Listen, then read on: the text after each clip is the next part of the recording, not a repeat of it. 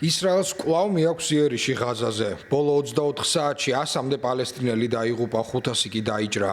ღაზის ჯანდაცვის სამინისტროს ინფორმაციით, ჩრდილოეთში ქალაქ ღაზის მახლობლად ავიადარტყმებს 69 ადამიანი ემსხვერპლა.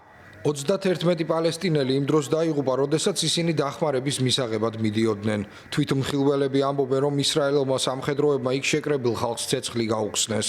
ეს ინციდენტი იმ სასიკვდილო შემთხვევების სერიას განეკუთვნება, რომელიც დაკავშირებულია ისრაელის მხარდაჭერილ დახმარების განაწილების ოპერაციასთან, რომელსაც ღაზის ჰუმანიტარული ფონდი წარმართავს. ისრაელი აცხადებს, რომ ის მხოლოდ გაფრთხილების მიზნით ისვრის და მისი სამიზნე არ არის ხალხი. ფონდშიც ამბობენ, რომ ამ ტერიტორიაზე ფატალური ინციდენტები არ მომხდარა.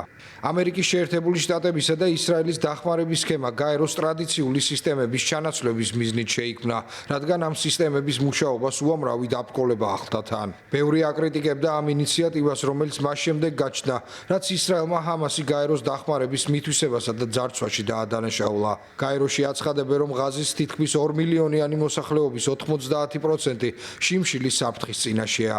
ღაზის ჯანდაცვის სამინისტრომ ასევე განაცხადა, რომ ორშაბათს საკვების უქონლობის გამო კიდევ 5 ადამიანი გარდაიცვალა, რითიც შიმშილით გამოწვეული სიკვდილიანობის საერთო რაოდენობა 227-მდე გაიზარდა, მათ შორის 103 ბავშვია. სამშაბათ შუადღისას დიდმა ბრიტანეთმა თავის 27 მოკავშირესთან ერთად გამოაქვეყნა განცხადება, რომელშიც დაგმო ღაზაში ჰუმანიტარული ვითარების გაუარესება.